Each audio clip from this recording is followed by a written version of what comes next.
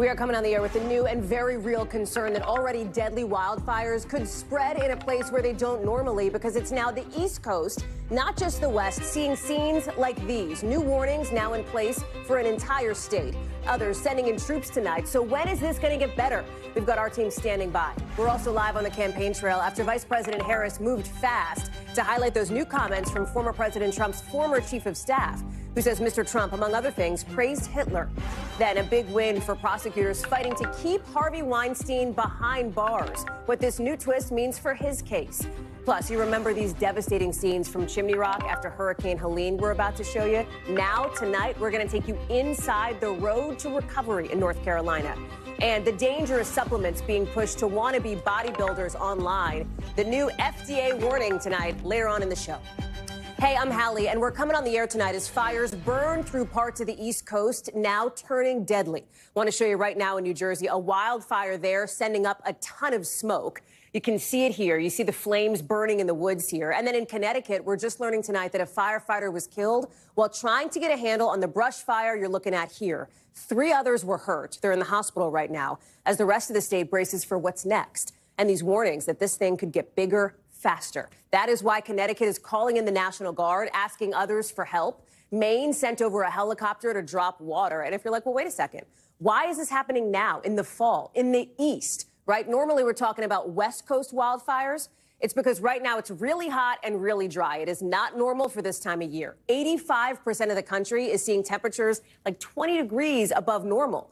That's partly what's fueling all these fires and fire risks. We've got our team all over this for you. Meteorologist Bill Cairns is with us, but I want to start with Antonia Hilton. Talk to us about the biggest concerns for the tri-state area as we speak tonight. Hey, Hallie. Well, look, there's sort of this perfect storm of conditions. You have this unusually warm weather. I do not normally get to go out in short sleeves at the end of October at 5 o'clock here in the Northeast. And then you have no humidity really in the air, days and days without rain, and now you have all these dry fall leaves coming down to the ground. All of that creates extreme risk for fires, and that's part of what's leading to what we're seeing happen in places like the Berlin area of Connecticut, where this massive brush fire has now consumed more than 125 acres. You have firefighters, first responders there rushing to contain the fire on the ground, and then also leading teams in helicopters that are taking water from water sources from the river into flight, basically to try to pour that water down and do what they can to keep this from spreading. Thankfully, right now, it is not affecting individuals' homes or neighborhoods. Take a listen, though, to the governor of Connecticut, Ned Lamont, talking about this effort. It's really tough. It is rocky, steep terrain. Thankfully, no homes at risk at this point, but you feel the breeze is coming up right now, and I think that's what the chief has got his eye on. You've heard the phrase spread like wildfire. It's not going to happen in Berlin. And many people in Connecticut are now mourning because we learned late last night that one firefighter who responded to the scene has passed away. He was on an ATV that toppled over. It ended up killing him while he was responding to the fire and injuring others who have been treated in the hospital, who are expected to recover well. But the state is now trying to honor his memory while continuing to respond to this emergency, Hallie. Antonia, really quickly, timeline here. Do they have any sense of how long it'll take to try to get these fires under control? Well, these fights kind of move in several stages. First, over the next 2 to 3 days, there's the on-the-ground effort to do containment, to create a perimeter around the fire in Berlin to make sure it doesn't reach homes and businesses, of course. But what we're hearing from officials is that the entire battle could actually take up to a month, Hallie. Antonia Hilton, live for us tonight on these fires. Antonia, thank you very much. Let me get to Bill now. And Bill, we talked about it. It is the heat, it is the drought-like conditions that are in part fueling these fires here on the East Coast. What's up with the return to normal? Is there a normal, like, on the way? Hopefully this isn't normal, Hallie. I mean, we're on pace for the driest October ever and also the warmest October ever. So that better not be the norm. So hopefully we'll jump out of this pattern eventually. But there's no end in sight for tomorrow. And even as we head towards the next couple of days, red flag warnings for all of Connecticut, now at least the southern half of New Jersey. And this is for the warm, dry conditions anticipated through the rest of this week. Fire danger still remains high. This is the fire outside Berlin, just south of Hartford, called the Hawthorne Fire. Now, they have the containment around it. So there's they're saying the fire is 100% contained in about a 125-mile square box, to give you an idea of the size. And this assumes that the fire can't jump the containment. So that's the thing we're going to be watching, because it's going to remain dry. It's going to be breezy, low humidity over the next couple of days. Today, we had near record highs in many spots. In Massachusetts and Westfield, we blew away the old record. Manchester, New Hampshire was 80 degrees. I mean, for Vermont, northern Vermont, to almost near 80 degrees this time of year is very unheard of. And through Saturday, more record highs through the middle of the country. And tomorrow, Hallie, we have to watch the fire danger, especially in the middle of the nation. And as you said, we have to wait for that pattern change. No pattern change coming in the next 6 to 10 days. The climate connection here is very real, and there are some new warnings that experts are raising, right? Talk us through that. So there's different tipping points, like the ice sheet on Greenland, if that melts and goes in the oceans, or the ice in the Arctic or the South Pole. So as far as what we're going to watch, about 40 scientists sent a letter, and they were telling people, especially the people that run the governments in the northern portions of Europe, that they're very concerned with what we call the Arctic, the Atlantic Meridional overturning circulation. A lot of words here. All this means is that... I'm never going to remember that, Bill. But so give us the upshot. That's why we call it the AMOC, okay? The AMOC. This is one of the tipping points. This is the circulation that brings warmth from the Caribbean and brings it to the north, and then it brings cold to the south. We can see it here, the ribbon through the Gulf of Mexico. We call it the Gulf Stream. That's part of the circulation. But the problem they're saying is that this is showing signs of slowing down. They're thinking that it had a medium chance of collapsing by 2100, but this group of 40 leading scientists are saying it could happen sooner than that. And here's the problem, Hallie. We take all this warmth and we bring it up here to northern Europe. But if this collapses, a lot of that warmth won't get to northern Europe anymore. So you're talking areas like England, Ireland, Norway, Sweden, Denmark, that their climate in the future could be considerably colder because if this circulation breaks down. So that's their warning. This isn't something happening now. It'll happen in the decades to come. Bill Cairns, thanks for walking us through all that. Appreciate it. Let's take you now to the campaign trail, where we're going to show you former President Trump in just the last hour, wrapping up a town hall in Georgia. But interestingly, he did not bring up what his former chief of staff, John Kelly, said about his former boss's argument that Hitler wasn't all bad. He commented more than once that, that Hitler did some good things too. And of course, if you know history, again, I think he's lacking in that. But if you know what Hitler was all about, it'd be pretty hard to make an argument that he did anything good. Now, the Trump campaign basically says that's made up, as the former president himself is set to speak again tonight at a rally in Georgia. And we're tracking the various ways that he's been ramping up his language against his so-called enemies. Kind of falls into 4 buckets, right? First, attacks that are getting more and more personal against his political opponents, like Vice President Harris. He's going after, no surprise, the press and the military, calling 2 of his own former top Pentagon officials stupid in just the last 24 hours. He's also ramping up attacks on American elections writ large. Von Hilliard is traveling with the former president in Duluth, Georgia, and you've been tracking those patterns that we just talked about at Mr. Trump's event. Are we at some kind of inflection point here, right? Like, it's a sharper tone, it's a more personal tone than we've seen at other points in his campaign. This is his closing message, Hallie. Let's be very clear here. This is a moment where he is looking at the likes of his own former chief of staff, John Kelly, coming out and publicly speaking out against him, calling him an authoritarian. And Donald Trump is, I don't think running away necessarily from this. We expect him on stage in front of this thousands of supporters just outside of Atlanta in this Coliseum here in just a little bit. But like last night, in front of several thousand folks in Greensboro, North Carolina, he went on the attack against the likes of his generals, who he called stupid, and suggested that they were in the way of the United States having a more effective military, that there's woke leaders at the top. He directly went on the attack against James Mattis, his former Pentagon secretary. He went on the attack against Mark Milley, his former chairman of the Joint Chief of Staff. These are both the 2 men as well who have spoken out against Donald Trump since leaving his White House and serving under him. But yet he is using those individuals as examples of people he says got in the way and encumbered the Republican Party from advancing the MAGA agenda, and in his own words, all but making the Trump administration even more successful, and promising that those individuals, those types of individuals, would not be in a second Trump White House. So for Donald Trump politically, this is about using those people criticizing him to juice turnout and support and energy for the turnout among his most faithful supporters and turning them into voters. Let's talk about some of the comments from John Kelly, right? Because there had been books written over the course of the last few years from reporters who covered the Trump presidency, from reporters who were around, that alludes to these comments from Kelly. But here he is now coming out himself, affirmatively now, less than 2 weeks before an election, telling the New York Times in his own words, right, in his own audio, what he witnessed.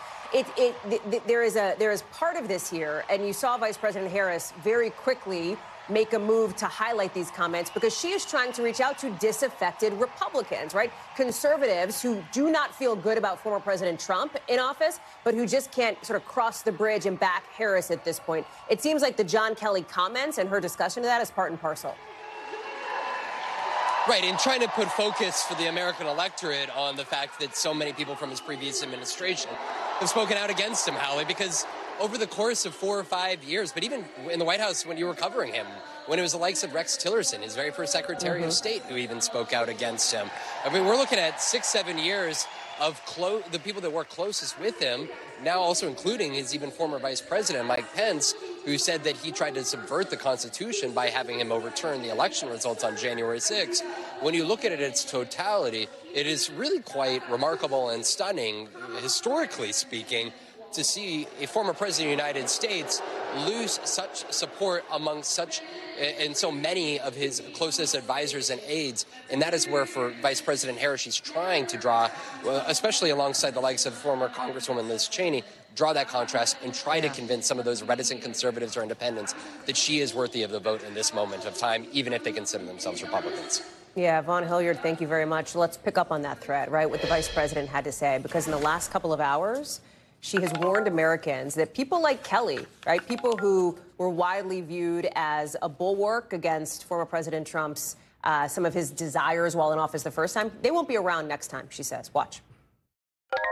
In a second term, people like John Kelly would not be there to be the guardrails against his propensities and his actions. Those who once tried to stop him from pursuing his worst impulses would no longer be there. The vice president tonight in Philadelphia. You see her at a deli here. She's on her way to a televised town hall as she's hoping to patch up some of the holes in that so-called blue wall. Pennsylvania, Michigan, Wisconsin. As we're just learning today that she's getting ready to make her closing argument speech, right? Her big speech to the country a week from basically this week. And it sounds like she could end up doing it from where Donald Trump spoke on January 6th. Yamiche Alcindor is in Delco ahead of the VP's town hall tonight. So, Yamiche, first talk us through what's going to happen next week, because it sounds like there is some planning in place, and it could potentially put Vice President Harris in the same spot where former President Trump delivered his own remarks on January 6th that day. That's right. Well, of course, there's any reporting with you obtaining the permit that shows that she's looking to go and speak at the Ellipse, which is part of and next to really the National Mall here there in Washington, D.C. What we know is that she's essentially wanting to make her closing argument in the National Mall in D.C., wanting to really, I think, capture the idea that Donald Trump is a threat to democracy and really hammer home the idea that she would think really the U.S. Constitution at stake in this election. It is going to be interesting to see exactly where she ends up, because the Ellipse is, as you said, exactly where Donald Trump spoke on January 6th. And she, of course, has been saying over and over again, including in stops in Pennsylvania, where I am, telling voters that he is someone who on January 6th wanted essentially the country to bend to his will and wanted to subvert the will of the people. So it's going to be very interesting to see what her closing argument is, and also the timing, because it is a week before Election Day. So she'll then have a whole nother week to talk about this also, Hallie. We're also getting some new details, Yamiche, as you and the team are reporting on, about something that I spoke with the vice president about just about 24 hours ago, is rolled out on the show, of course, and that is the possibility that, as former President Trump did on election night in 2020, coming out and saying, frankly, we did win the election, even though not all the votes had been counted, and even though it was a race that he lost, of course, ultimately, what the plan is if he were to do something like that again, basically 13 days from now. Yamiche, talk us through it. That's right, Hallie. I've been talking to a lot of Harris campaign officials about this because I remember 4 years ago being in the White House briefing room and being shocked because former President Trump at the time, President Trump, came out and said, frankly, we did win this election when we knew, I knew as a reporter, others knew that he had not won the election. The election hadn't even been decided at that point. So the Harris campaign and the vice president, of course, as a trained lawyer, she is really preparing her team for a possible situation where former President Trump either declares victory before there is a result, or he loses the election and then goes to the courts and tries to find sympathetic judge, maybe even all the way up to the Supreme Court, where he's nominated 3 of those justices to try to wrestle back the election in his favor. So the vice president has assembled a team of lawyers. They're working on this. They're getting ready for lawsuits that are already being filed in some states by Republicans. The other thing to note is that there was already also this memo that NBC News obtained today where it was really laying out the stakes here, laying out the plan and telling Democrats that are close to the campaigns, telling Democrats that have a vested interest in sort of the way that this is going to all go down, that they should also know what is at stake here and how they're really going to be ready for these legal challenges. So definitely a place to watch there, Hallie. Yeah, for sure. Yamiche, thank you very much. Appreciate that. Live for us there up near Philly. So listen, in just the last hour, we saw when the markets closed, McDonald's, they took a hit. They're scrambling to try to restore confidence in the product that they sell, while as the CDC investigates this deadly E. coli outbreak tied to the Quarter Pounder. Look at this. The stock's closing down more than 5% after the first day of trading since we learned about this outbreak. We brought this breaking news to you last night. 1 person dead, 10 people ended up in the hospital, 49 people across 10 states overall ended up getting sick with E. coli. All of them told health officials that they ate at McDonald's beforehand, and almost all of them mentioned that it was a Quarter Pounder that they had. McDonald's said they moved very fast to try to remove the suspected problem ingredients, the chopped up onions, the fresh onions, and the beef patties. They say they stopped selling Quarter Pounders altogether in a bunch of states, the ones you're seeing here. You're about to see, at least. The president of McDonald's USA telling Today, the Today Show, Americans should not hesitate about having their next meal at McDonald's. He's basically saying, hey, come on back. Watch. We are very confident that you can go to McDonald's and enjoy our classics. You know, we took swift action yesterday to remove the Quarter Pounder from our menu. If there has been contaminated product within our supply chain, it's very likely worked itself through that supply chain already. Maura Barrett is following this one for us. But Maura, there's the big question, right? What happened? What was the source of the contamination? Was it the plant? Was it the farm where the onions came from? Look, what do we know tonight?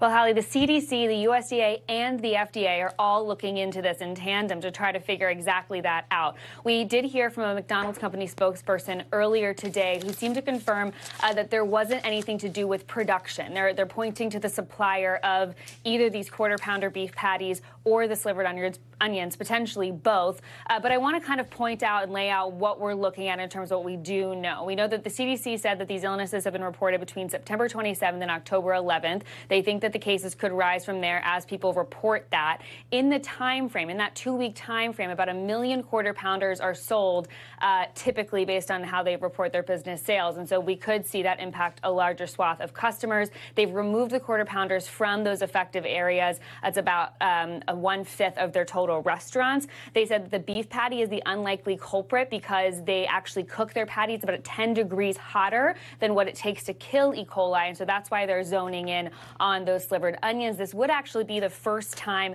that onions like this have been a carrier for E. coli. And so there's a lot of questions still to be answered by these different organizations. But we did speak with the CDC's chief of outbreak prevention about how they're zeroing in on all of this. Take a listen.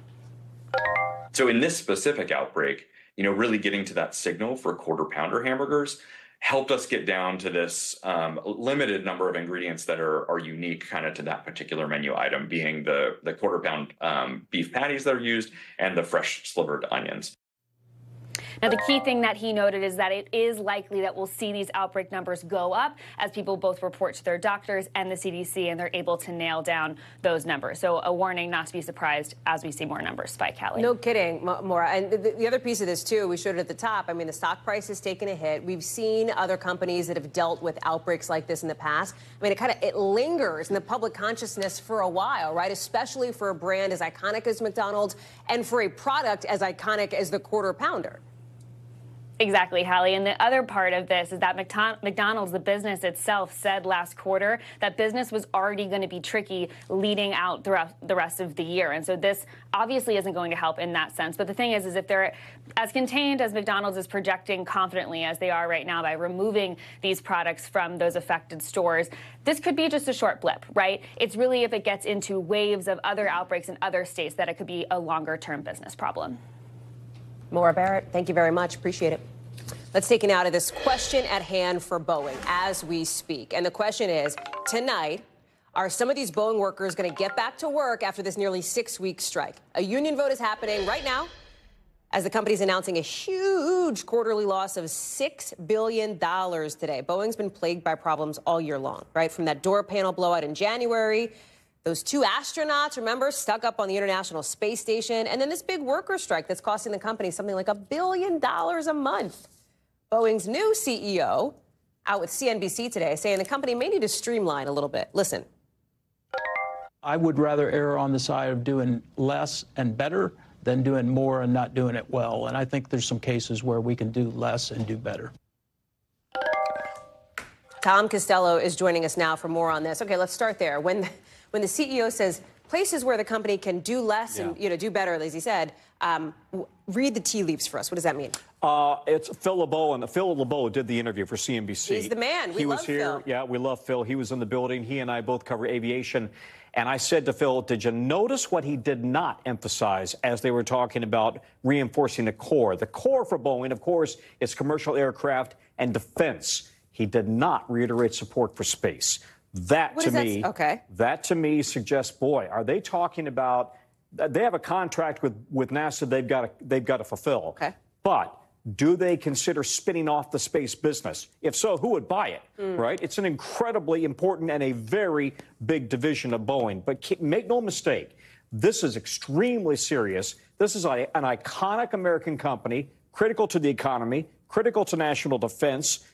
It's right now really on the ropes and in big trouble. Let's talk about that strike, because that's also a piece of this puzzle, too, right? There's this vote happening now. What's the latest? Like, what's the status? What are the talks? We'll know by 8 p.m. Well, by 8 p.m., we expect that 8 p.m. Eastern. Okay. The vote will be over. I don't know how long it's going to take them to tabulate. They need a simple majority. So we're waiting to find out, will the voters, the union members, decide they're going to go ahead and go with this deal. Now, here's the deal. They wanted a 40% pay hike. They wanted their pensions back. They've been gone for 10 years. They were offered on this deal 35%. They were also offered bonuses, as you see there, and greater contributions to their 401ks. They're not going to get their pensions back. Well, the union leadership agreed to that over the weekend, but will the members agree? There is tremendous bad blood at Boeing with the union members towards Boeing leadership. But can I just tell you, the stock's down 40% year to date.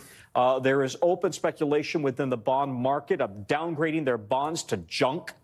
Boeing possibly downgrading their stock. Just to be clear, so that's speculation, right? That hasn't happened yet. That's right, but it is some very, very informed sources talking about that possibility. Airlines are upset. They want their planes that they ordered. The planes aren't coming. The economy needs Boeing. We need Boeing. They have got to get their act together. I'm not sure that it's going to be quick. This is going to take a while. We mentioned it's a new CEO. What's the report card? Too early to tell. He has a very good track record coming from the industry, right? He's only been on the job for, I think it's 2.5 months, 3 months. He's stepping into one of the most challenging jobs any CEO has ever stepped into to try to right this ship. He's talking about layoffs, 10% of the workforce. He says we got to do more with fewer people. That's right. They've also got to fill their orders, and they've got to regain the trust of the public. You know, and I don't think we can ever talk about Boeing. Forgive me for saying this, but more than 350 people died because of 2 overseas crashes, or 346, I should say. 2 overseas Boeing MAX 8 crashes. That is also hanging over this company, and it's led to a felony conviction. They agreed they committed a felony fraud. Tom Costello, there is a lot to watch on this beat. Thank you very much for walking us through a lot of new developments today on that. Appreciate it. You bet. Let's take you overseas now, because we have news on that front, too, with the United States for the first time publicly confirming that, yes, North Korean troops are in Russia in what could mark a pretty dramatic escalation in Russia's war in Ukraine, with the White House sending a message late today. Watch this. This willingness of Kim to literally put skin in the game here. Soldiers in Russia for the potential deployment, and we haven't seen him deployed, but for the potential deployment, certainly would connote an expectation that he thinks he's getting something out of this. I want to go right to Keir Simmons here on this, and this is a big deal, Keir. I mean, let's call it what it is, right? The first public confirmation here of North Korean troops there in Russia. Walk us through the dynamics at play, and the big question is, why are they there? Are they going to be going into the Ukraine? Are they backfilling Russian troops? What's up? Yeah, well, that is the big question. I mean, you talk about it as a dramatic escalation, a dangerous escalation, I think, is another way to describe it, Hallie. Now, what we're talking about here is potentially 3,000 troops. According to the US, the Ukrainians have suggested that it is more than that. It does look as if there are the numbers of troops that we're able to say have been sent, and then potentially more that are less clear. Now, they're over close to a place called Vladivostok here in Russia, which is in Russia's far east, a long, long way from Ukraine. Whether they will end up well, not necessarily in Ukraine, but fighting Ukrainian soldiers, whether that happens is still open to question, it seems, except, of course, why are they in Russia unless it is for that? And if that is what happens, then that's a different kind of internationalization of the war. In a way, you could describe it, and you say this with some caution, as a kind of a world war, because that's Korean troops fighting Ukrainian troops in a completely different part of the world as a result of Vladimir Putin's war in Ukraine. Why does that matter? Well, already the South Koreans are very, very unhappy, saying, for example, that now they may send, they have been sending the technology parts towards Ukraine. Now they may send, war weapons to Ukraine in order to help. So that's one kind of an aspect of the escalation. There are other examples. What happens if Ukrainian troops use NATO weapons to kill North Koreans? What impact does that have? How does Kim Jong-un respond to that? So, there are lots and lots of ways in which this has got the world really worried. We're here in Kazan in Russia, where President Putin has today stood on the stage alongside President Xi and President Pezeshkian of Iran, adversaries to the US. The North Koreans weren't here, but they made the news today. Yeah, that's for sure, Keir. Hey, can you give us just a status update on the Ukrainian defense here, where the Ukrainian President Volodymyr Zelensky is on this war, on the battlefield, on the ground?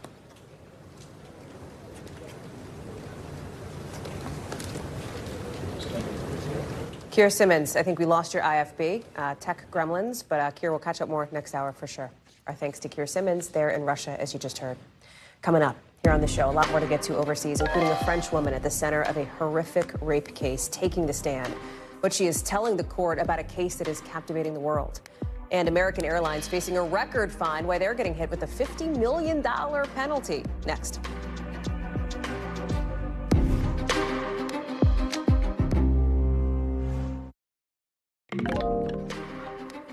To a case now that has become symbolic in France and around the world, with the woman at the center of a rape trial there today telling the court she was destroyed by what happened to her. You see Giselle Pellico right here, leaving court today, her former husband accused of drugging her repeatedly and inviting dozens of strangers over to sexually assault her while she was unconscious.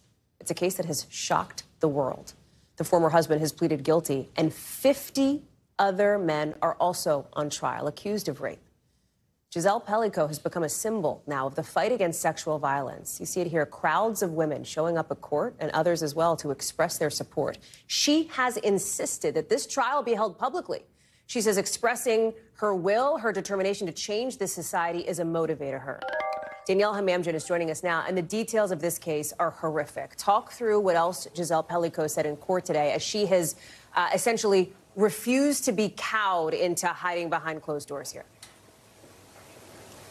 That's exactly it, Hallie. It's shaken France, and as you mentioned, it has shocked the world. She says people keep telling her that she is so brave, and she says she doesn't see it as bravery. She sees this as her determination to change attitudes in society. And what she said today was that the shame is not for the victims to carry, but it is for the abusers to carry. She addressed her ex-husband in court today without looking at him, and she very bluntly said, "How could you betray me like that?" She said the betrayal was immeasurable. Her ex-husband, Dominique Pellicot, of course, invited dozens of men over the course of 10 years to rape his wife, who he had drugged. And a number of them, a few of those men, have admitted to raping her and have apologized. At least 35 claim they did not know that she was drugged. They say that they thought they were they were invited to be part of this sexual fantasy and that she was pretending to sleep. This is despite video evidence. Now, over the course of the past few weeks, they've heard testimonies of the women in the lives of those men who, by the way, are soldiers, truck drivers, one is a nurse, I mean, from all corners of society. And what Gisèle Pellicot said today was that she heard those women describe who they thought were exceptional men in their lives. And she said she thought her ex-husband, Dominique Pellicot, was also exceptional. But her message today was a rapist isn't just a man you meet in a dark parking lot. He could also be part of your friends and your family. You talk about the video evidence that has been introduced in this trial. Some video evidence has not been allowed to be played at this trial, right? And that is because the judge has determined that that could essentially, if I understand the facts correctly, harm the dignity of the men accused of the rapes? And you know what? She fought for this video to be shown in court, but she has not actually watched it. She sits there with her eyes looking down, and Gisèle Pellicot has become unwittingly this feminist icon in France. Hallie, there have been protests all over the country. And remember that Me Too never really gained traction in France that it did elsewhere in the world, not like in North America or elsewhere in Europe. But this case could be it. And at the heart of the matter is consent. And France could very well change their rape laws to include consent, which could challenge the existing legislation. Consent-based rape laws exist in Sweden, Germany, Spain, dozens of other countries. And we do expect the verdict in this trial to be around December 20th. But as you say, the details of this case are just jaw-dropping and keep shocking people who have been watching this very closely in France and, of course, around the world. Yeah, as you say, Danielle, a real reckoning in France. Danielle Hamamdjian, thank you very much for bringing that news to us from today there overseas. Let's get you over to the 5 things our team thinks you should know about tonight. Number 1, at least 5 people are dead, more than a dozen others hurt in what officials are calling a terror attack in Turkey. This happened at the headquarters of one of the country's top defense companies. Turkish media reported explosions and gunfire from the site. We don't know yet who might be behind the attack. Number 2, rescuers are looking for a 66-year-old woman who fell overboard from a Taylor Swift-themed cruise ship.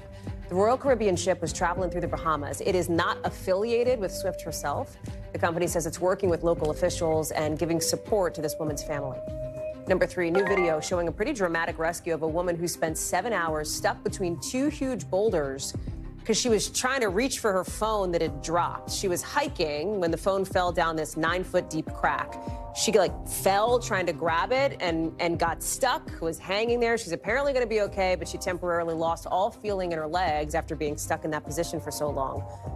She is okay, obviously, but the phone still down there.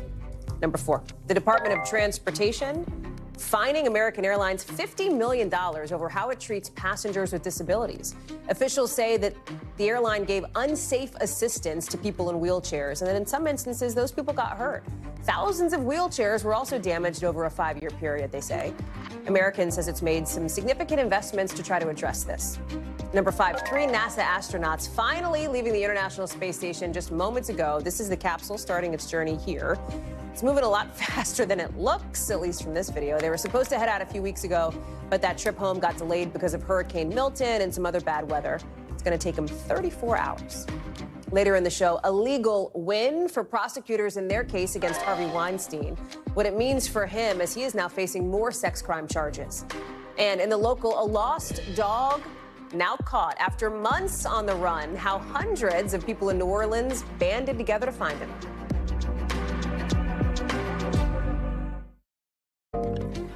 Harvey Weinstein's retrial may not start until early next year now after a judge handed prosecutors a big legal win. These pictures of him you're looking at from court today with our reporter inside saying he arrived in a wheelchair. He was clutching a couple of books, wearing this Navy suit. The judge today ruling that 2 sex crimes cases against the disgraced Hollywood producer can be tried together. Prosecutors had argued that 2 separate trials, right, that doing them separately for Weinstein could be a waste of resources. Weinstein's lawyers argued the other way. They said that's actually a push to try to deprive their client of a fair trial. Remember, back in early 2020, a New York jury convicted Weinstein of sex crimes against 2 women. But then in April, New York's appeals court overturned that conviction. Then last month, prosecutors indicted Weinstein on a different sex crime. He's pleaded not guilty in both cases, saying what happened was consensual. Now, all of this, remember, after he was convicted of rape in Los Angeles in 2022. His lawyers are appealing that.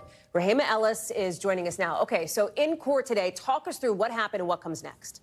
Well, there's a lot that this man is facing, not only in the legal but in the health sense. One of the things you point out today, there was a victory for the defense. We want to put up a full screen on up for you so people can see this. It went in the way that the prosecution wanted. The 2 cases are going to be consolidated.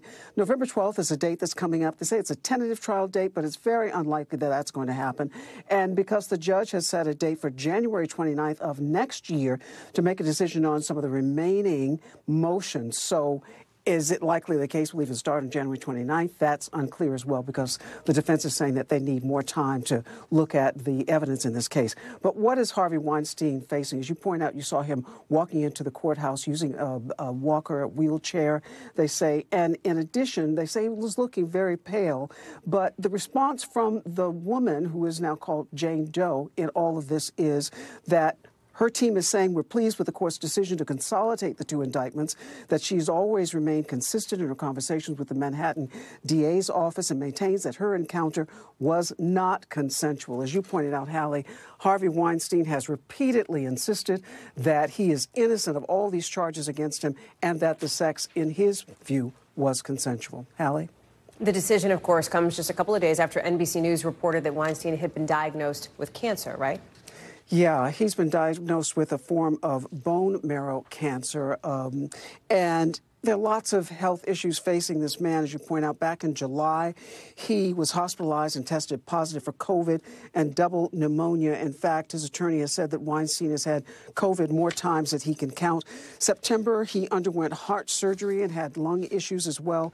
And then in October, as you point out, we learned that Harvey Weinstein had been diagnosed with chronic myeloid leukemia, which is a bone marrow cancer. He had been in the hospital for some of this. His attorney wanted him to remain in hospital, but right now he's back behind bars at Rikers Island. Hallie? Rahema Ellis, thank you very much for that. Appreciate it. NBC News covers hundreds of stories every day, and because it can be tough to read or watch or listen to them all, our bureau teams have done it for you. This is what they tell us is going down in their regions in a segment we call The Local. Out of our Western Bureau, legendary Dodgers pitcher Fernando Valenzuela has died at 63 years old. The team says he passed away at a hospital in L.A., but they didn't give any other details. If you were around in the 80s, if you liked baseball, he was just one of the biggest names in the league. He won Rookie of the Year in '81 and inspired the term Fernando Mania. Out of our Southern Bureau, a pretty famous dog down in New Orleans officially caught after spending months on the run. The dog, named Scrim, escaped from his family back in April, and somehow, you see, they had maps tracking him. He managed to avoid traps and dart guns and dozens of people out looking for him. That is until a dog rescue company found him, safely tranquilized him today, got him safe and sound back at an animal hospital. And out of our Northeast Bureau, a look-alike contest in New York City. Are you a Timothée Chalamet doppelganger? Some 2,000 people have already RSVP'd to be part of this contest. Set to happen this weekend. Guess what you get if you win? $50. All right, and bragging rights, I guess. Still ahead, we've got this new NBC News Digital doc on Hurricane Hallie and Chimney Rock's long road to recovery. That's next.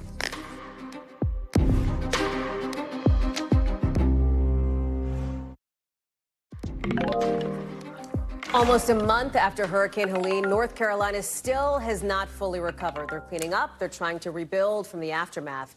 And our NBC News Digital doc team visited Chimney Rock to find out how they're doing. They're one of the many small towns that went through some devastating damage from that historic flooding. You've probably seen these images at the time. The team spent a lot of time with Chimney Rock Mayor Peter O'Leary to see what the community's doing to try to put the pieces back together.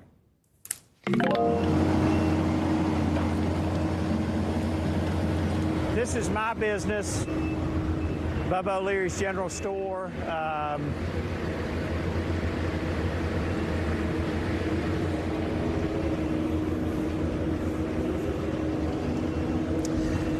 We live upstairs.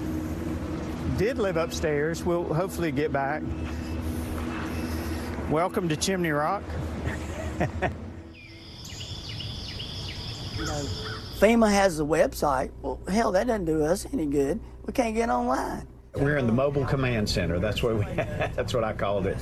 Steve Duncan, our town administrator, has a RV that he has parked at his place about 15 miles out of Chimney Rock. And we got historic buildings. I mean, the mayor's sitting here with me. He's got a 1927 building.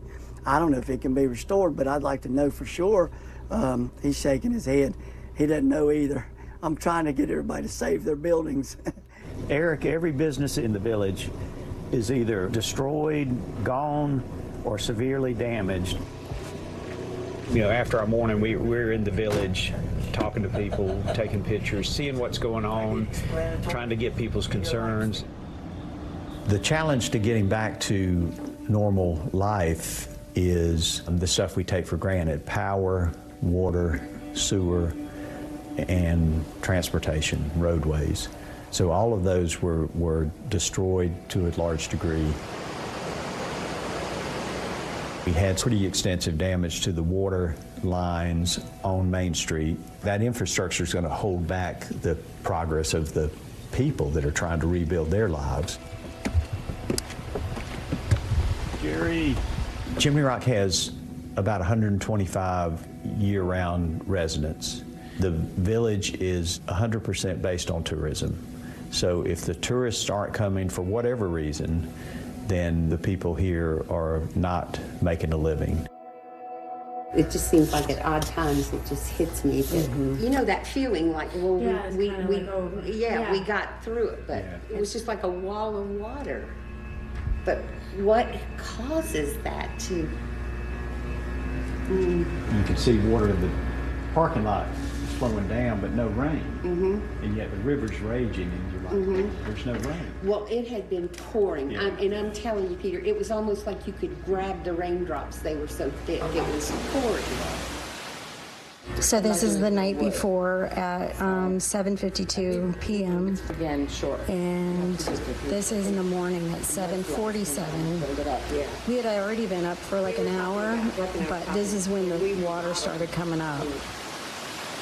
Like towards our property, which is here. You can see it. Here's me, I'm standing in my kitchen, and this is at 9:07, right there. They had torn off a big deck, and this was left. I left like right after this. When I took this video, I grabbed some things and my cat, and we got out of there. We got to go get on a meeting with McGill Associates, our engineers. Right Yeah, let's do that. So can I call you back sometime later? Whatever we need to do an evaluation of our system, what we have that can be workable immediately. I just need a ballpark number, estimated High. very high, to cover all that we don't know. You have to have your documentation, and if you don't get that right, it doesn't matter that you're in an emergency. It doesn't matter when you have that person that comes to town and they're doing your audit 6 months from now when everybody's settled down and you don't get your money, that becomes the problem. I'll be straight with you. The most perplexing thing that makes me angry is the federal government is coming to help us. And to get their help, you jump through so many hoops that are unnecessary.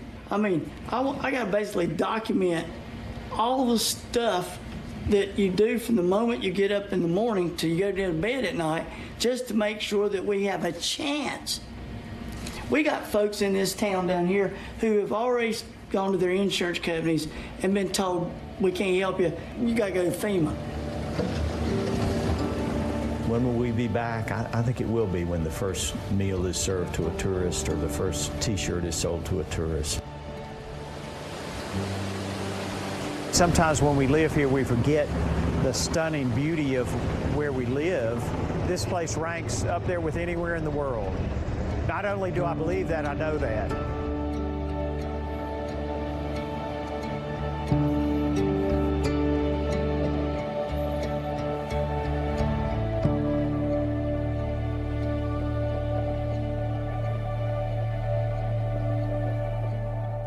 You can watch the full NBC News Digital doc, Welcome to Chimney Rock, and a whole lot more from that team at NBCnews.com or over on YouTube.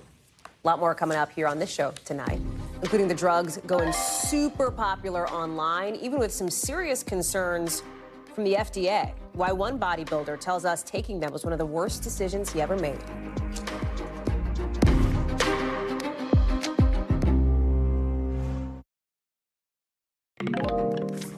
To tonight's original now with in-depth reporting on a topic we've been watching. And we've talked a lot on the show about body image and the dangerous ways that things online can affect that. Now the FDA is warning some young men may be taking potentially dangerous, unapproved drugs, substances, to try to get those gains that they're seeing from influencers online. Stephen Romo explains. We've all seen the posts as we scroll.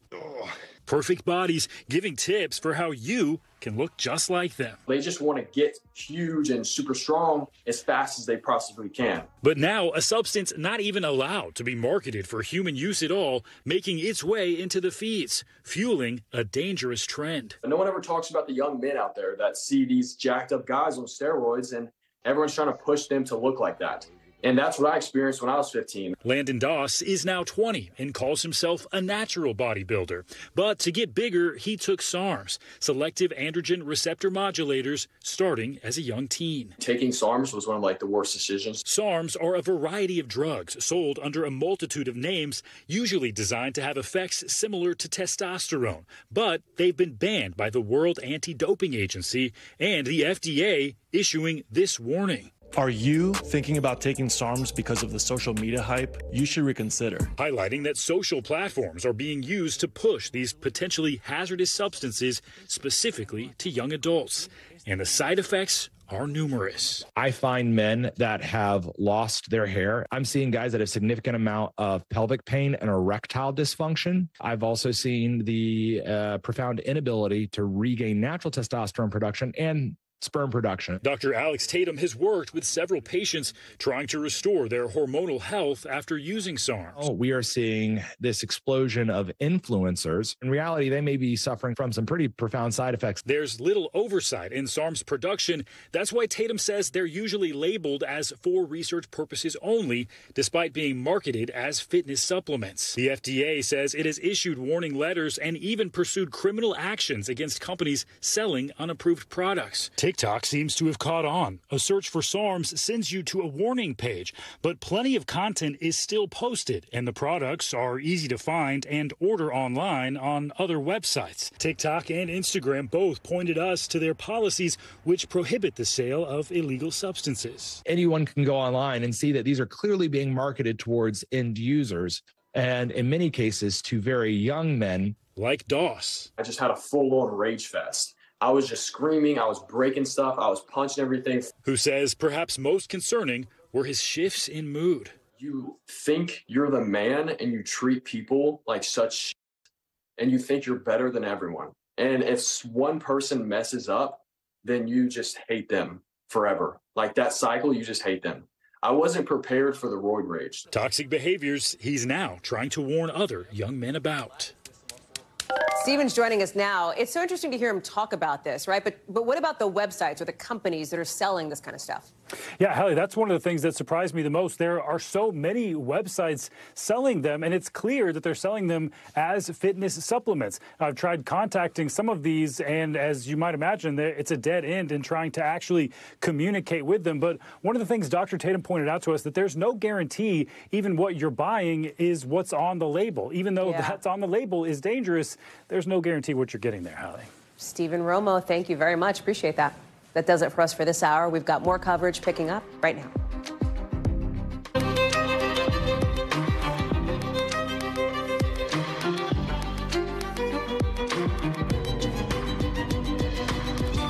We're coming on the air with a new and very real concern that already deadly wildfires could spread in a place where they don't normally, because it's now the East Coast, not just the West, seeing scenes like these. New warnings now in place for a whole state. You've got others sending in troops tonight. So when is this going to get better? We've got our team standing by. We're also live in the campaign trail, where in just the last 60 seconds, we're learning about where Vice President Harris will deliver her so-called closing argument to the country on Tuesday. Why the location is so heavy on symbolism. Then, the woman at the center of a rape trial that has captured the world's attention, that has shocked France, telling a court today she hopes her story will make lasting change. Huge crowds cheering her on. We'll explain. Plus, the critical union vote happening right now that could help pull Boeing out of the gutter, how it may mean some major changes at the embattled aerospace company from a business perspective. And the huge hit to McDonald's tonight as it promises to get customer confidence back after its deadly E. coli outbreak. And what they're saying about when it's safe to eat a quarter pounder. That's coming up later in the show.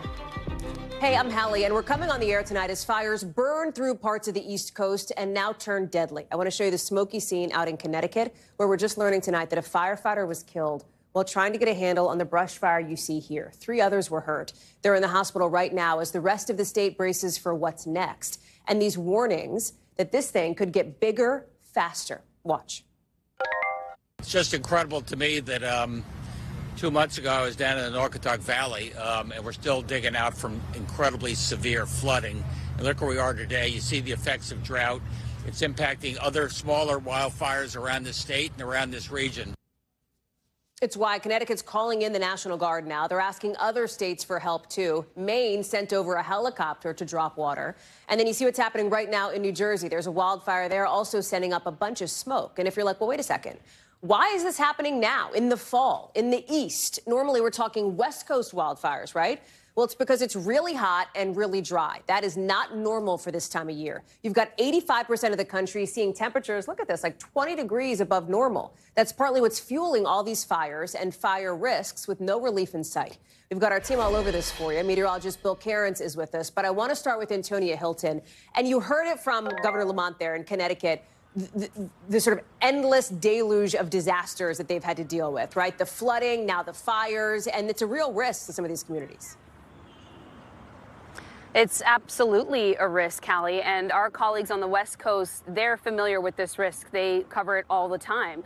It could spread into people's homes and affect entire neighborhoods and lead to immense loss. So that's why you hear from the governor there that they're taking extreme action, bringing in the National Guard, teams from out of state who are going to help them do containment on the ground. So that means creating a perimeter to limit the spread of this brush fire there that's already consumed more than 125 acres near Lamentation Mountain in Connecticut. And then also they're going by the skies. So they're taking crews out on helicopters that are going to be dumping water down and also getting a sort of aerial scope of the damage and what's really happening there. Take a listen to one of the firefighters talk about this mission. We have it contained within a box at this time, and we are working to secure all the edges. With today's weather forecast, we will be tested on those lines, and if the lines hold, we will be able to make great progress on this. And Hallie, officials have been pretty confident that within the next 2 to 3 days, they'll have that perimeter secured. But battling this fire could take up to a month, they said. And of course, they're also now in mourning because they lost one of their firefighters Tuesday night in the evening. One of the ATVs that was involved in responding rolled over, leading him to lose his life and injure others there on the scene. So they've been trying to honor this man's memory while also continuing to try to keep their community safe, Hallie. Antonia Hilton, live for us there in the Tri-State. Antonia, thank you so much. Appreciate that. Let me bring in Bill Cairns now. And Bill, it is partly the weather that is driving this, right? It is very warm relative to where we are right now in October, and it is very dry. In some cases, it hasn't rained in 2 or 3 weeks, and we may go another 2 weeks before we get a significant rain, and that's what's going to end this. So red flag warnings are up for all of Connecticut tomorrow and all the southern half of New Jersey. We've already had numerous brush fires in both spots, but these could be anywhere in the Northeast. I mean, it's dry everywhere, all the way up to southern Canada and all the way back down to areas that didn't get hit by the 2 hurricanes, including North Carolina and portions of South Carolina. So this is the Hawthorne fire. This was the one in Connecticut that's burning on the side of the mountain. It's contained, but it's not controlled. So they're still worried about if it does break containment lines. And days like today don't help. Still, highs upper 70s to low 80s all the way to the Canadian border. Extremely unusual for this time of year. We broke some records. Some areas were near records. And the whole southern half of the country is involved in this, too. Drought conditions are widespread throughout the southern plains and the southeast now. And we have about, 50 locations that are going to break record highs. And here's how we go all the way till November 1st. The whole, everywhere east of the Rockies, Hallie, is going to be extremely warm and extremely dry. No rainstorms in sight. So we expect more fire headlines in the days ahead. Climate connection is very obvious here, Bill, right? Yes, and obviously we've had one of the warmest Octobers on record and one of the driest. So that's like a horrendous combination. So it's no surprise we're dealing with this. There was something that was put out by 44 prominent climate scientists, and they were worried about a tipping point in the Atlantic, with the ocean circulation. So we all heard about the Gulf Stream. That's this ribbon of very warm water that goes up along the East Coast and then over the Atlantic and actually goes all the way into northern Europe. And they're worried that this is going to collapse or significantly slow down. And when that happens, the weather patterns can go chaotic. Now, they're saying, previously a group, the IPCC scientists, when they put their report out, were saying that around 2,100, there was maybe a 50% chance of that happening. Well, these scientists are saying they think it's going to happen much sooner. It could already be happening, and that they think in the next couple decades that we could see the collapse of the circulation, and here's what it would mean. Cooling of the northern hemisphere, especially northern Europe. So you're talking England, Ireland, Denmark, Sweden, Norway. They don't get the warm water flow in their way, so they're colder. But on the opposite, the tropics remain warmer. They don't, get rid of that warmth. So that's all we need, right, is more warm water for hurricanes. And the other part of this is because of the salinity of the water, the sea levels could rise 1 to 2 feet in the North Atlantic. So, Hallie, there's many tipping points that climate scientists are worried about. We mentioned all of them on this show constantly. Between the ice sheets in Greenland, the sea ice and the poles melting rapidly. And this is one of those tipping points that they worry if it was to collapse, all of a sudden our weather patterns could get very chaotic and unpredictable. Bill Cairns, lot going on, lots to watch. Thank you very much. I appreciate that. Sticking to politics now, because in just the last couple minutes, we are learning officially now that Vice President Harris is going to deliver her closing argument speech to the nation, to voters here in this election, on Tuesday at the Ellipse, according to a senior campaign official. And if you don't know D.C., think about if you're looking at the National Mall, it's this area right between the White House and the mall. Why is that a big deal? Let me show you. This is the same location where, remember this? Former President Trump gave his speech on January 6th, just minutes before that deadly riot at the Capitol. Yamiche Alcindor is just outside Philly, where the vice president is set to appear at a televised town hall tonight. So now we can connect the dots here, right? That the Ellipse is going to be the location for this Harris speech, according to the campaign. A speech that is heavy on symbolism, clearly, as she is trying to make the case that a second Trump term would be dangerous for democracy. That's right, Hallie. The location tells us a lot about what we expect to hear from Vice President Harris, with campaign officials saying she really wants to mark this moment and really talk about the dangers that she believes former President Trump poses to the nation. I expect that she's going to say things like, if elected, former President Trump wouldn't defend the Constitution, that he would put himself above the country, that he would be looking for generals who are loyal to him and not the Constitution. She might even also talk more about the comments from former Chief of Staff John Kelly, who was saying that former President Trump was talking about the fact that he wanted generals like Adolf Hitler, who, of course, was responsible for the death of more than 6 million Jews. So we can expect the vice president to really lean in heavily here. And this is really, I think, not just a closing argument, but really the thesis of her campaign. She's telling voters, including as she campaigns in places like here in Delaware County, that voters should be maybe not focused on the sort of policy difference. Maybe they disagree with her abortion stances, or maybe they disagree with the way that she's going to do cost of living and impact the economy. But what she's saying is this is the kind of election where you have to sort of put the details aside, all the details aside, to say, well, who do I think is going to be best to defend America? Who do I think is going to be best to defend the freedoms of voters everywhere? And as a result, you're going to see the vice president standing in what I think is going to be a very striking spot and a very striking image as we think about January 6th and all that happened since then, Hallie. Yeah, you're going to see those split screens. I'm struck, Yamiche, when you're talking through it here, having spent some time on the campaign trail in Michigan, Pennsylvania, I think where I saw you, in Wisconsin earlier in this week, former Republican Congresswoman Liz Cheney making the argument here that you're alluding to, that essentially, as Cheney says, it won't matter about disagreements on policy if, like, the whole thing crumbles because of the Democratic foundation getting eroded from former President Trump. That's how she sees it. That's the case the Harris campaign is trying to make. She is also, though, the vice president, trying to make the affirmative case for herself. And I imagine that that's some of what we're going to see in this televised town hall tonight, why she should proactively be the one in the White House, not just the case against former President Trump. That's right. And that's a key part of her campaign also. And something that I hear from voters time and time again, they don't just want to hear about sort of the dangers of Donald Trump. They want to hear what a Harris administration would do, not just for the country overall and sort of protecting democracy, but what it would do for voters. Many of them are struggling with the cost of living, with the cost of gas, with the cost of groceries. So Vice President Harris has been laying out what she's calling an opportunity economy. So I expect her to touch on that. I expect her to talk about some of the policies. But I also have to tell you that she's really going to hammer home this idea that if you're a voter who's out there who's maybe saying, well, the 4 years under Trump, they were chaotic, but maybe they won't be that bad. Part of what she was saying today when she was making the statements that she made about John Kelly's statements that Donald Trump is in the fascism category is that there won't be guardrails in the way that there were the first time around. So we can also expect the vice president, as she lays out her vision, to say, look, Trump's vision this time will be much darker because he won't have people like generals that we can trust to try to steer him in the right direction. So I think we can also expect that she's really going to say a second Trump term is going to be much, much more scarier than the first Trump term. Hallie. Yamiche Alcindor, thank you very much. Live first there in Delco. We'll see what she says tonight. Appreciate it. I want to take you now to battleground Georgia, where former President Trump is just wrapping up a town hall. And he did not bring up what Yamiche just alluded to, some of the comments by his former chief of staff, John Kelly, who says Mr. Trump made the argument that Hitler wasn't all bad and said that Mr. Trump fits the definition of a fascist. Certainly, the former president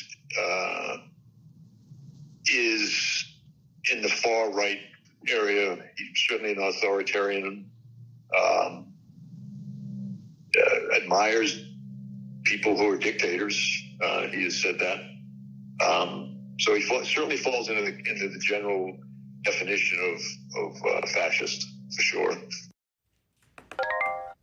Now, the Trump campaign says that Kelly is effectively, in their view, making up stories, they say, as the former president himself is set to speak again tonight at that Georgia rally. And we're tracking the ways he's ramping up his language against his so-called enemies. It basically falls into like 4 buckets, 4 categories. First, you've got the attacks against his political opponents. They're getting more and more personal against, for example, Vice President Harris and others.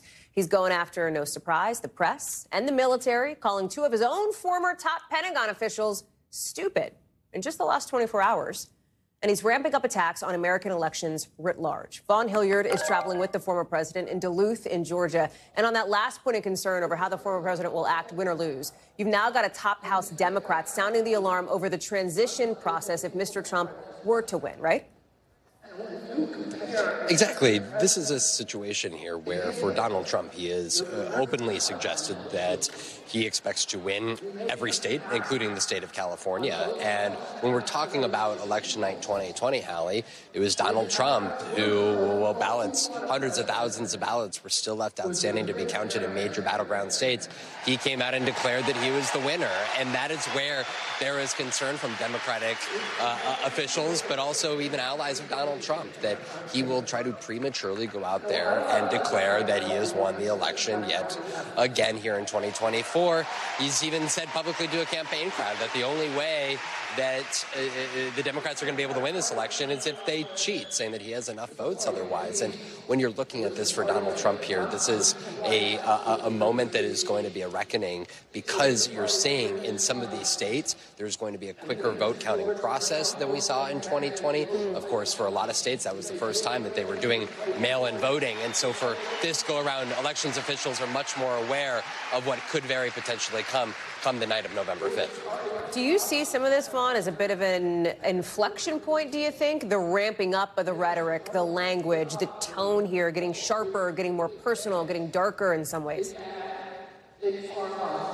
This, absolutely. I think that this is all-encompassing for Donald Trump. It's an attack on elections. It is an attack on press organizations, suggesting that the broadcast licenses of the likes of CBS, NBC, ABC should be taken away, but also an attack on military officials, attack on his perceived political enemies, from Joe Biden, Kamala Harris, but also Liz Cheney. This is not a normal closing message. You and Yamiche were talking about the closing message for Kamala Harris. For Donald Trump, it is not about unifying the American public, but instead about dividing it in a very precise way, because when Donald Trump is able to point to these other entities and make the case to his base of support that those entities are standing in the way of American progress and American success, Donald Trump believes that that galvanizes and boosts a crowd like this here in Georgia to more actively come out and back and support him. And that is what he is hedging these next 2 weeks in his closing message on. And so Donald Trump doesn't need to win 100% of the electorate, but if he can effectively mobilize and suggest that the prosecutions that were led against him, that those Republicans, longtime Republicans like Liz Cheney, who are speaking out against him, his chief of staff speaking out against him, if he can instead make them objects of this campaign, he can effectively try to turn this on his head to his own political advantage. That's the way the Republican nominee is looking at this, Hallie. Vaughn Hilliard, thank you very much, live for us down there in Duluth. Appreciate it. In just the last couple of minutes, we're learning more about some new fallout from that McDonald's E. coli outbreak that the CDC is investigating. An Illinois man who says he's a victim of this outbreak filing a lawsuit against McDonald's.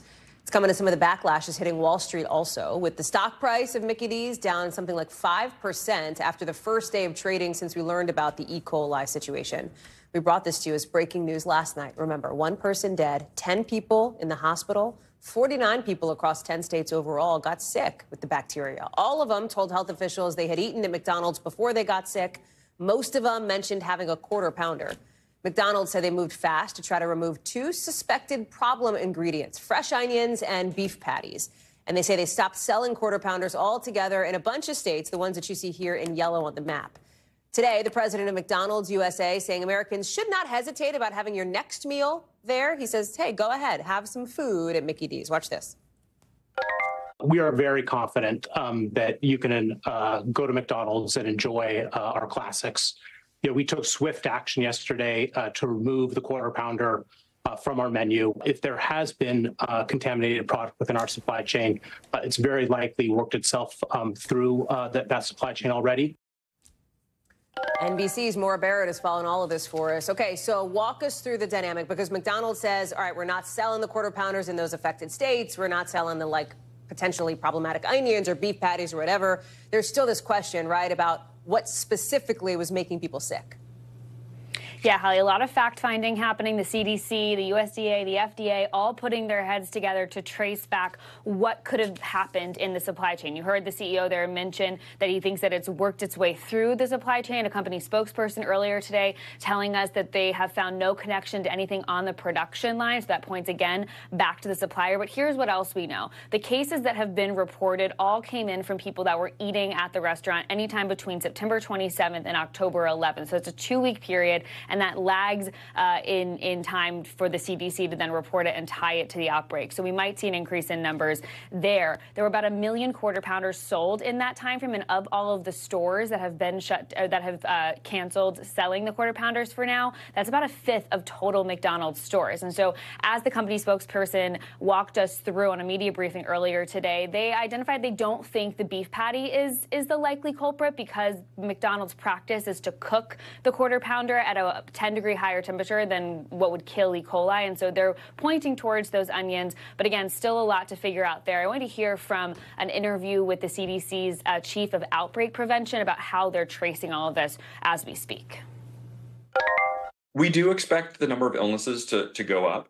We think that's going to be driven by people who ate quarter pounders at McDonald's before they took these actions. So for someone walking into a McDonald's today We think those actions that have been taken by the company to remove certain beef patties and onions are going to be effective, I think, at reducing that risk. And so if you're a customer that had McDonald's in the last month, maybe got sick after, reported E. coli symptoms to your doctor, it's important that you're also reporting that to the CDC so they can have a bigger picture look at this outbreak, Hallie. You know, McDonald's is not the first fast food chain to deal with an E. coli outbreak before. Those kinds of things, though, can sort of linger in the public consciousness even after the outbreak itself is resolved. Yeah, absolutely. We've seen this a few times in recent memory. I think Chipotle is one that everyone probably remembers in terms of staying away because that was such a long outbreak back in 2018. And that was actually E. coli, salmonella, and norovirus. But there's a difference in how these companies handled it. Wendy's also having a significant outbreak just a couple years ago. Wendy's was able to control and contain their outbreak pretty quickly. And so if that's the case that McDonald's is facing, they'll likely see a blip in business. Chipotle, on the other hand, because it was so long-lasting and so far spreading, they ultimately actually were fined $25 million back in that 2018 outbreak, and obviously a lot of public damage to their reputation as well. And so it remains to be seen if this results in waves throughout other states as well when it comes to McDonald's, but the company is confident that they've contained it at this moment. Maura Barrett, thank you very much for that. More to watch on that front. Also, more to watch on the Boeing front as well. Of course, the company's got this union strike that's been going on, and it may be over possibly sometime in the next 90 minutes or so. That's because some 30,000 Boeing machinists could approve a new contract at some point tonight. That vote today is coming as the company announced this huge quarterly loss of more than $6 billion. We're talking about a company that's been plagued by problems all year long. You remember the door panel blowout in January? Those two astronauts that got stuck up on the International Space Station for a bit. And then, of course, this big strike that's costing the company something like $1 billion a month. Boeing's new CEO on with CNBC today saying the company may have to streamline a bit. Watch. I would rather err on the side of doing less and better than doing more and not doing it well. And I think there's some cases where we can do less and do better. Tom Costello is joining us now for more on this. Okay, let's start there. When the CEO says places where the company can do less and do better, as he said, read the tea leaves for us. What does that mean? It's Phil LeBeau, and Phil LeBeau did the interview for CNBC. He's the man. He was here. Phil. Yeah, we love Phil. He was in the building. He and I both cover aviation. And I said to Phil, did you notice what he did not emphasize as they were talking about reinforcing the core? The core for Boeing, of course, is commercial aircraft and defense. He did not reiterate support for space. That to me suggests, boy, are they talking about? They have a contract with NASA. They've got to fulfill. Okay. But do they consider spinning off the space business? If so, who would buy it? Right? It's an incredibly important and a very big division of Boeing. But make no mistake, this is extremely serious. This is an iconic American company, critical to the economy, critical to national defense. It's right now really on the ropes and in big trouble. Let's talk about that strike, because that's also a piece of this puzzle, too, right? There's this vote happening now. What's the latest? Like, what's the status? What are the talks? We'll know by 8 p.m. Well, by 8 p.m., we expect that 8 p.m. Eastern. Okay. The vote will be over. I don't know how long it's going to take them to tabulate. They need a simple majority. So we're waiting to find out, will the voters, the union members, decide they're going to go ahead and go with this deal. Now, here's the deal. They wanted a 40% pay hike. They wanted their pensions back. They've been gone for 10 years. They were offered on this deal 35%. They were also offered bonuses, as you see there, and greater contributions to their 401ks. They're not going to get their pensions back. Well, the union leadership agreed to that over the weekend, but will the members agree? There is tremendous bad blood at Boeing with the union members towards Boeing leadership. But can I just tell you, the stock's down 40% year to date. There is open speculation within the bond market of downgrading their bonds to junk. Boeing possibly downgrading their stock. Just to be clear, that's speculation, right? That hasn't happened yet. That's right, but it is some very, very informed sources talking about that possibility. Airlines are upset. They want their planes that they ordered. The planes aren't coming. The economy needs Boeing. We need Boeing. They have got to get their act together. I'm not sure that it's going to be quick. This is going to take a while. We mentioned it's a new CEO. What's the report card? Too early to tell. He has a very good track record coming from the industry, right? He's only been on the job for, I think it's 2.5 months, 3 months. He's stepping into one of the most challenging jobs any CEO has ever stepped into to try to right this ship. He's talking about layoffs, 10% of the workforce. He says we got to do more with fewer people. That's right. They've also got to fill their orders, and they've got to regain the trust of the public. You know, and I don't think we can ever talk about Boeing. Forgive me for saying this, but more than 350 people died because of 2 overseas crashes, or 346, I should say. 2 overseas Boeing MAX 8 crashes. That is also hanging over this company, and it's led to a felony conviction. They agreed they committed a felony fraud. Tom Costello, there is a lot to watch on this beat. Thank you very much for walking us through a lot of new developments today on that. Appreciate it. You bet. Also, new developments overseas with the U.S. now for the very first time publicly confirming that, yes, North Korean troops are in Russia, and what could mark a dramatic escalation in Russia's war in Ukraine, with the White House sending a message late today. Listen. If these North Korean soldiers decide to join the fight against Ukraine, they will become legitimate military targets. Let's go right to Keir Simmons, who's live for us in Russia on this. Okay, Keir, so you heard that message from the White House, basically this warning to any North Korean troops on the ground that they could end up as military targets for Ukraine, just like Russian troops. Does that hold water with North Korea? Oh, I don't think so. I doubt it. I mean, frankly, I don't think that Kim Jong-un in North Korea is listening to what the U.S. says or warnings that the U.S. might send now. If the U.S. sends warnings to China, if the U.S. sends warnings to Russia, well, that could have an impact, though not the kind of impact that it might have had some years ago. The world has changed a lot, hasn't it, Hallie? I mean, this is a very, very big deal. And one of the reasons why is because it's one thing for North Korea to be sending munitions to Russia for its fight in Ukraine. That's one thing. It's another thing for it to be sending potentially soldiers, special forces, if you like. 3,000 is what the U.S. is talking about, but maybe there are more. Now, the U.S. is saying it isn't clear yet what those soldiers are for, but if they do end up in combat with Ukrainian soldiers, well then, what does that mean? What potentially happens if Ukrainian soldiers kill North Korean soldiers with NATO weapons?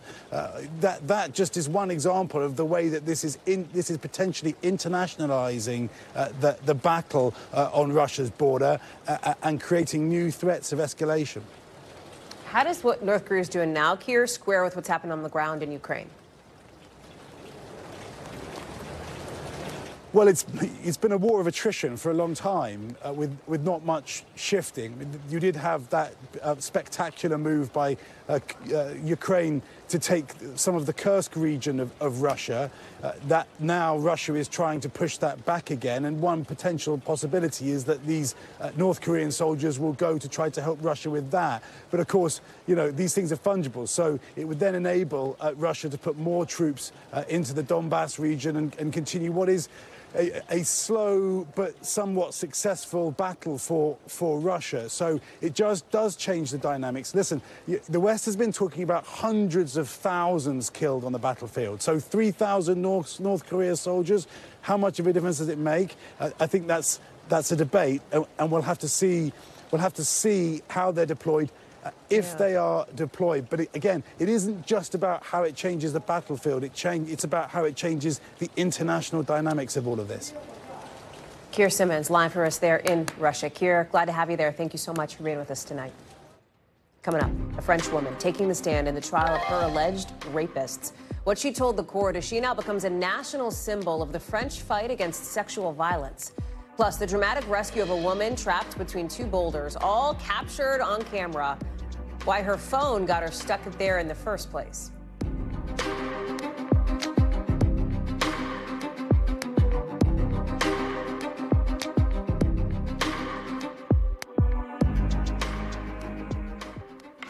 To a case now that has become symbolic in France and around the world, with the woman at the center of a rape trial there today telling the court she was destroyed by what happened to her. You see Giselle Pellicot right here, leaving court today. Her former husband accused of drugging her repeatedly and inviting dozens of strangers over to sexually assault her while she was unconscious. It's a case that has shocked the world. The former husband has pleaded guilty, and 50 other men are also on trial accused of rape.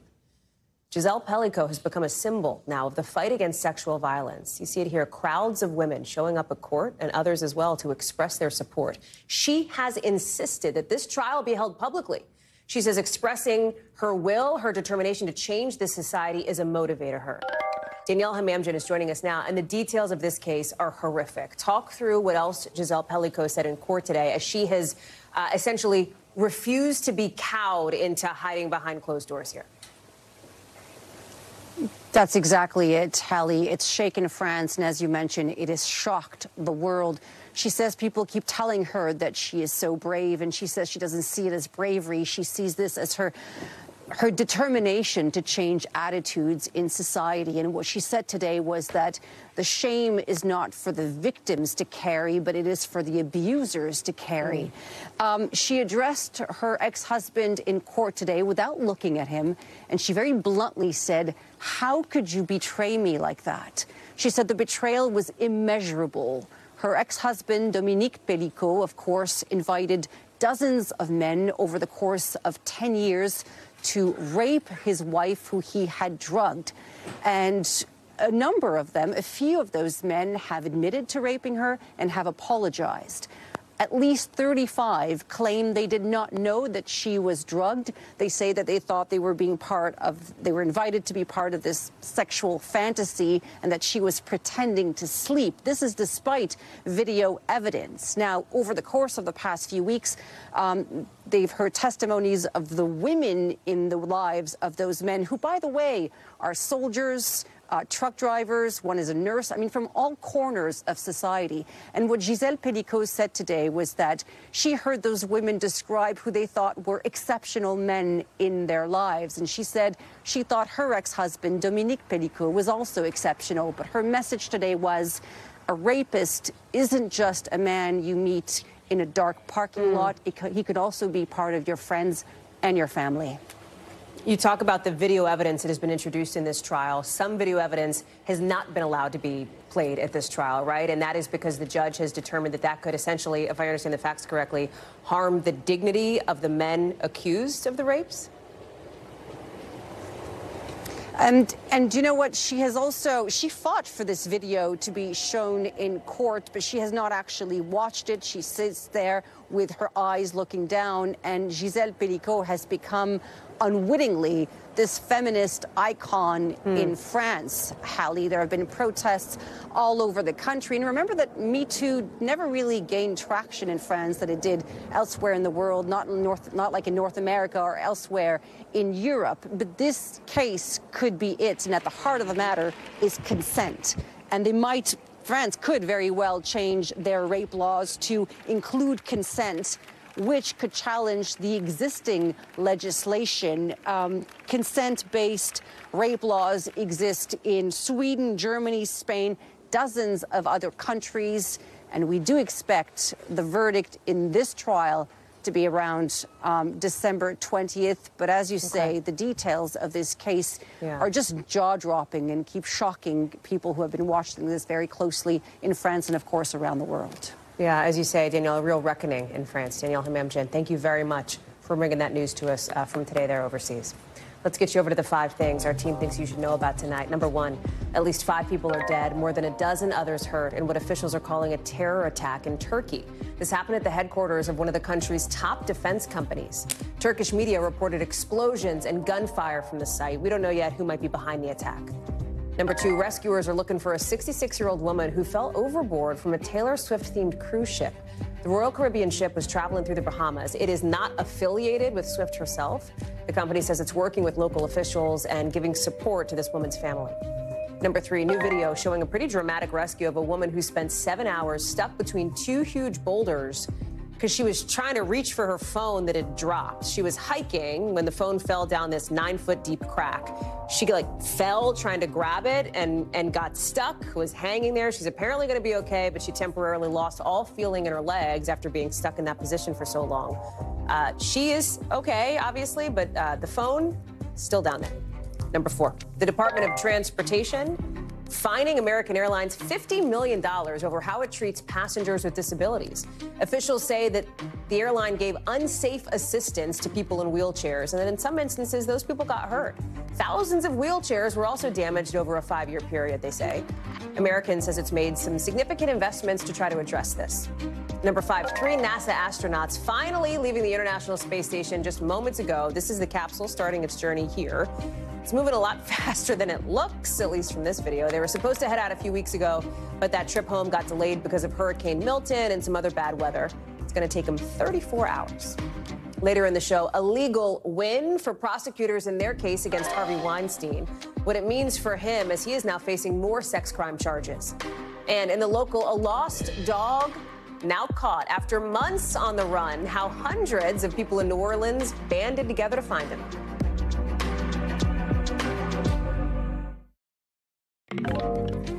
Harvey Weinstein's retrial may not start until early next year now after a judge handed prosecutors a big legal win.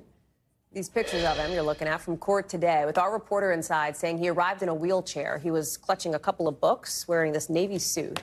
The judge today ruling that 2 sex crimes cases against the disgraced Hollywood producer can be tried together. Prosecutors had argued that 2 separate trials, right, that doing them separately for Weinstein could be a waste of resources. Weinstein's lawyers argued the other way. They said that's actually a push to try to deprive their client of a fair trial. Remember, back in early 2020, a New York jury convicted Weinstein of sex crimes against 2 women. But then in April, New York's appeals court overturned that conviction. Then last month, prosecutors indicted Weinstein on a different sex crime. He's pleaded not guilty in both cases, saying what happened was consensual. Now, all of this, remember, after he was convicted of rape in Los Angeles in 2022, his lawyers are appealing that. Rahema Ellis is joining us now. Okay, so in court today, talk us through what happened and what comes next. Well, there's a lot that this man is facing, not only in the legal but in the health sense. One of the things you point out today, there was a victory for the defense. We want to put up a full screen on up for you so people can see this. It went in the way that the prosecution wanted. The 2 cases are going to be consolidated. November 12th is a date that's coming up. They say it's a tentative trial date, but it's very unlikely that that's going to happen. And because the judge has set a date for January 29th of next year to make a decision on some of the remaining motions. So is it likely the case will even start on January 29th? That's unclear as well, because the defense is saying that they need more time to look at the evidence in this case. But what is Harvey Weinstein facing? As you point out, you saw him walking into the courthouse using a walker, a wheelchair, they say. And in addition, they say he was looking very pale. But the response from the woman, who is now called Jane Doe, in all of this is that her team is saying we're pleased with the court's decision to consolidate the 2 indictments, that she's always remained consistent in her conversations with the Manhattan DA's office and maintains that her encounter was not consensual. As you pointed out, Hallie, Harvey Weinstein has repeatedly insisted that he is innocent of all these charges against him and that the sex, in his view, was consensual. Hallie? The decision, of course, comes just a couple of days after NBC News reported that Weinstein had been diagnosed with cancer, right? Yeah, he's been diagnosed with a form of bone marrow cancer, and there are lots of health issues facing this man. As you point out, back in July, he was hospitalized and tested positive for COVID and double pneumonia. In fact, his attorney has said that Weinstein has had COVID more times than he can count. September, he underwent heart surgery and had lung issues as well. And then in October, as you point out, we learned that Harvey Weinstein had been diagnosed with chronic myeloid leukemia, which is a bone marrow cancer. He had been in the hospital for some of this. His attorney wanted him to remain in hospital, but right now he's back behind bars at Rikers Island. Hallie? Rahema Ellis, thank you very much for that. Appreciate it. NBC News covers hundreds of stories every day, and because it can be tough to read or watch or listen to them all, our bureau teams have done it for you. This is what they tell us is going down in their regions in a segment we call The Local. Out of our Western Bureau, legendary Dodgers pitcher Fernando Valenzuela has died at 63 years old. The team says he passed away at a hospital in L.A., but they didn't give any other details. If you were around in the 80s, if you liked baseball, he was just one of the biggest names in the league. He won Rookie of the Year in '81 and inspired the term Fernando Mania. Out of our Southern Bureau, a pretty famous dog down in New Orleans officially caught after spending months on the run. The dog, named Scrim, escaped from his family back in April, and somehow, you see, they had maps tracking him. He managed to avoid traps and dart guns and dozens of people out looking for him. That is until a dog rescue company found him, safely tranquilized him today, got him safe and sound back at an animal hospital. And out of our Northeast Bureau, a look-alike contest in New York City. Are you a Timothée Chalamet doppelganger? Some 2,000 people have already RSVP'd to be part of this contest. Set to happen this weekend. Guess what you get if you win? $50. All right, and bragging rights, I guess.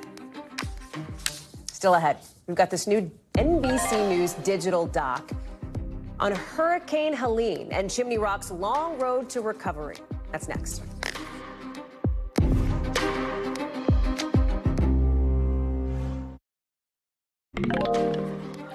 Almost a month after Hurricane Hallie, North Carolina still has not fully recovered. They're cleaning up. They're trying to rebuild from the aftermath.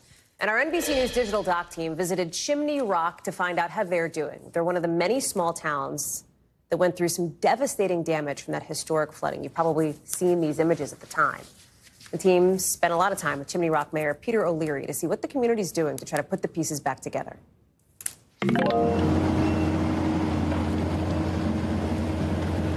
This is my business, Bubba O'Leary's General Store.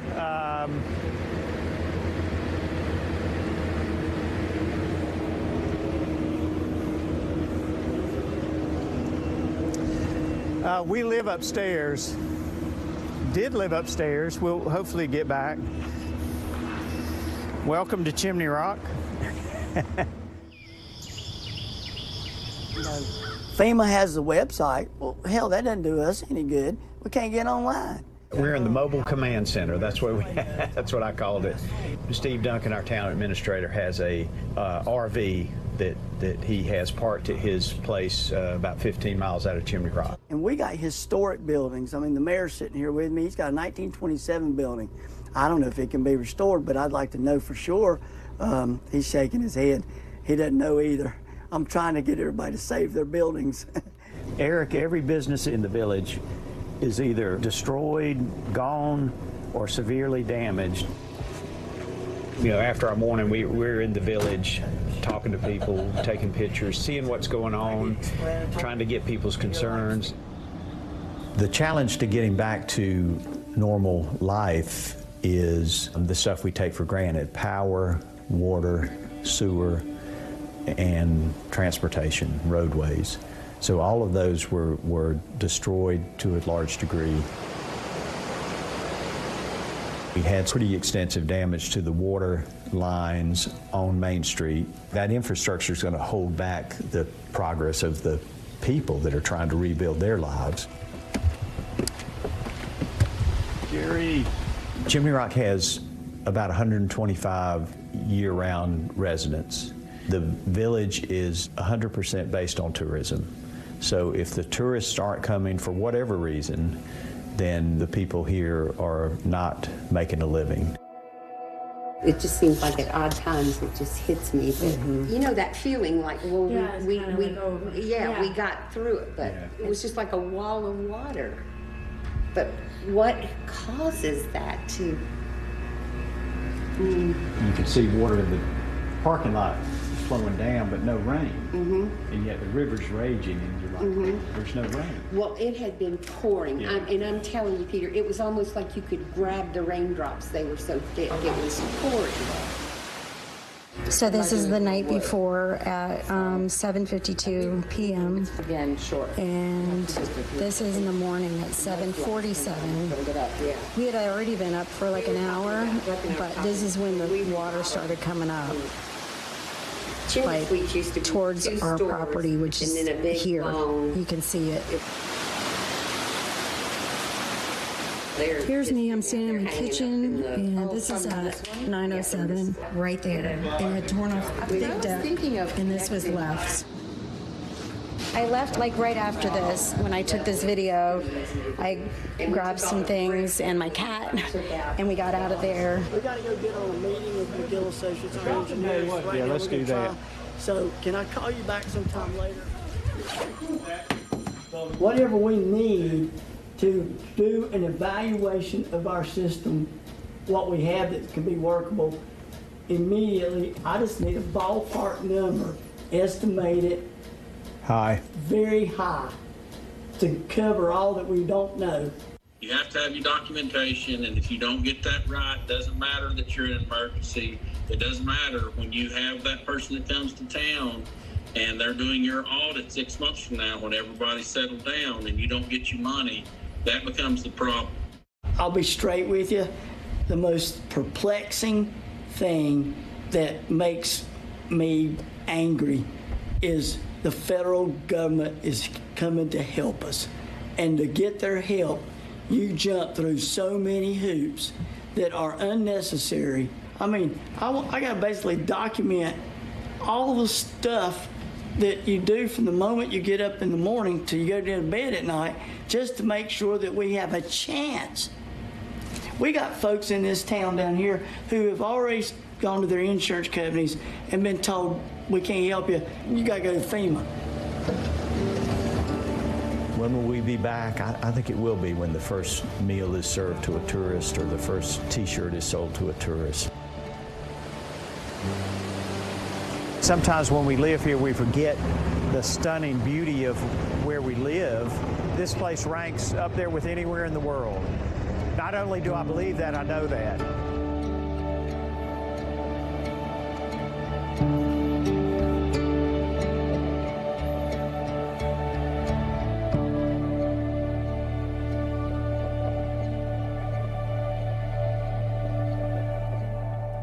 You can watch the full NBC News Digital doc, Welcome to Chimney Rock, and a whole lot more from that team at NBCnews.com or over on YouTube. A lot more coming up here on this show tonight, including the drugs going super popular online, even with some serious concerns from the FDA. Why one bodybuilder tells us taking them was one of the worst decisions he ever made.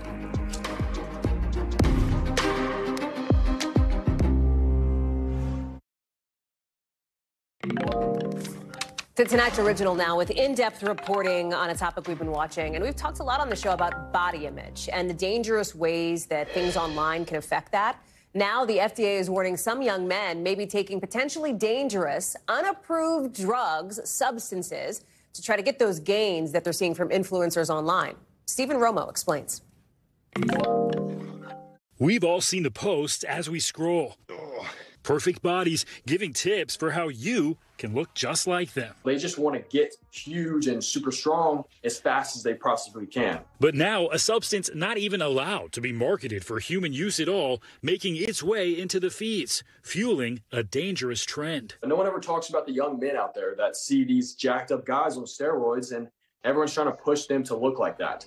And that's what I experienced when I was 15. Landon Doss is now 20 and calls himself a natural bodybuilder. But to get bigger, he took SARMs, selective androgen receptor modulators, starting as a young teen. Taking SARMs was one of the worst decisions. SARMs are a variety of drugs sold under a multitude of names, usually designed to have effects similar to testosterone. But they've been banned by the World Anti-Doping Agency and the FDA, issuing this warning. Are you thinking about taking SARMs because of the social media hype? You should reconsider. Highlighting that social platforms are being used to push these potentially hazardous substances specifically to young adults.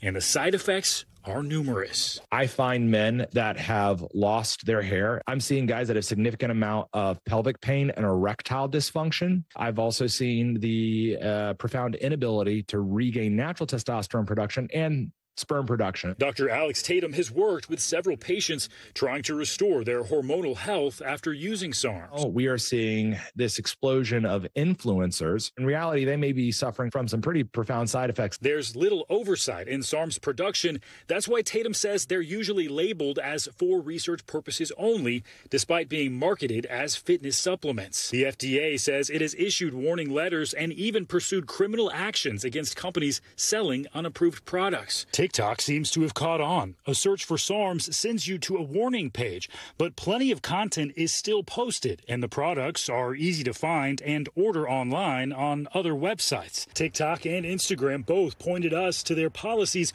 which prohibit the sale of illegal substances. Anyone can go online and see that these are clearly being marketed towards end users, and in many cases to very young men. Like Doss. I just had a full-on rage fest. I was just screaming, I was breaking stuff, I was punching everything. Who says perhaps most concerning were his shifts in mood.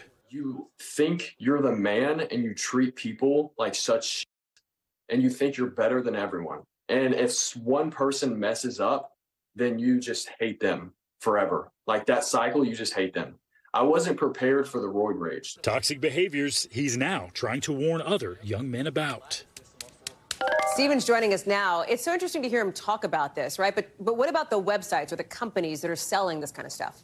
Yeah, Hallie, that's one of the things that surprised me the most. There are so many websites selling them, and it's clear that they're selling them as fitness supplements. I've tried contacting some of these, and as you might imagine, it's a dead end in trying to actually communicate with them. But one of the things Dr. Tatum pointed out to us, that there's no guarantee even what you're buying is what's on the label. Even though that's on the label is dangerous, there's no guarantee what you're getting there, Hallie. Stephen Romo, thank you very much. Appreciate that. That does it for us for this hour. We've got more coverage picking up right now. Thanks for watching. Stay updated about breaking news and top stories on the NBC News app or follow us on social media.